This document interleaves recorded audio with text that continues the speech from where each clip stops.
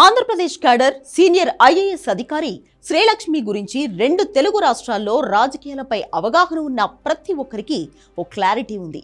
చిన్న వయసులోనే ఐఏఎస్ గా ఉద్యోగం సంపాదించిన శ్రీలక్ష్మి ఎంతో ప్రతిభావంతురాలైన ఉద్యోగిగా, సమర్థురాలుగా మంచి పేరు తెచ్చుకున్నారు. అయితే ఆమె తాను సాధించిన ఘనతల కంటే అవినీతి ద్వారానే ఎక్కువగా ప్రజలకు పాపులర్ అయ్యారు.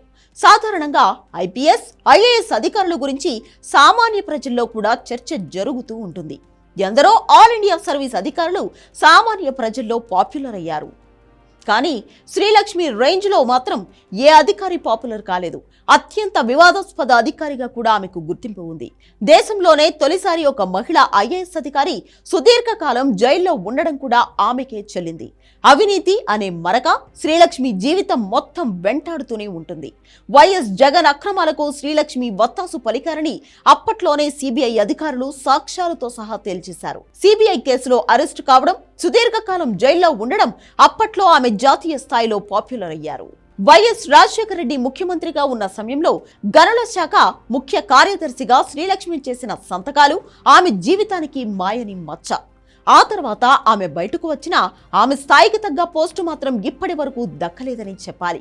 2014 నుంచి 2019 వరకు రాష్ట్ర విభజన తర్వాత తెలంగాణలో విధులు నిర్వహించిన శ్రీలక్ష్మి 2019 తర్వాత వైఎస్ జగన్ ముఖ్యమంత్రి కావడంతో ఆయన అండదండలతో రాష్ట్రంలో అడుగుపెట్టారు.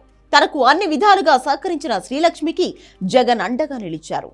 ఇక మళ్లీ జగన్ పాలనలో ఆమె అవినీతికి పాల్పడ్డారనే ఆరోపణలు చాలా వరకు వినిపించాయి.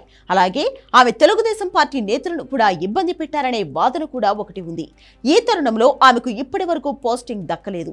సమర్థవంతమైన అధికారి అయినా సరే ఆమెకు ఉన్న అవినీతి ఆరోపణలు ఆమె ఉద్యోగ జీవితాన్ని తీవ్రంగా ప్రభావితం చేస్తున్నాయి. ప్రస్తుతం ఆంధ్రప్రదేశ్ ప్రధాన కార్యదర్శిగా ఉన్న నీరబ్ కుమార్ ప్రసాద్ మరో వారంలో ఉద్యోగ విరమణ చేయనున్నారు. ఆయన తర్వాత అత్యంత కీలకమైన రాష్ట్ర ప్రధాన కార్యదర్శి పదవికి వాస్తవానికి శ్రీలక్ష్మి ఎంపిక కావాల్సి ఉంది. నీరబ్ కుమార్ ప్రసాద్ తర్వాత అంతటి అనుభవం ఉన్న అధికారి శ్రీలక్ష్మి మాత్రమే. అన్నీ బాగుంటే ఆమె ప్రభుత్వ ప్రధాన కార్యదర్శి అయ్యేవారు. కానీ కేసుల్లో చిక్కుకోవడం, అలాగే వైఎస్ జగన్ కు అన్ని విధాలుగా సహకరించడంతో ఆమె పేరుని అసలు ప్రస్తుత ముఖ్యమంత్రి చంద్రబాబు నాయుడు పరిశీలించడం లేదు. గతంలో జగన్ హయాంలో ప్రత్యేక ప్రధాన కార్యదర్శిగా ఆమె విధులు నిర్వహించారు. అప్పుడు ప్రభుత్వంలో అన్నీ తానే వ్యవహరించారు అనే ఆరోపణలు కూడా ఉండేవి. ఇప్పుడు డైరెక్ట్ గా ప్రధాన కార్యదర్శి అయ్యే అవకాశం ఉన్నా సరే గతంలో ఆమె బ్యాక్గ్రౌండ్ దృష్టిలో పెట్టుకుని రాష్ట్ర ప్రభుత్వం ఆమె పేరును అసలు పరిశీలించడం లేదు.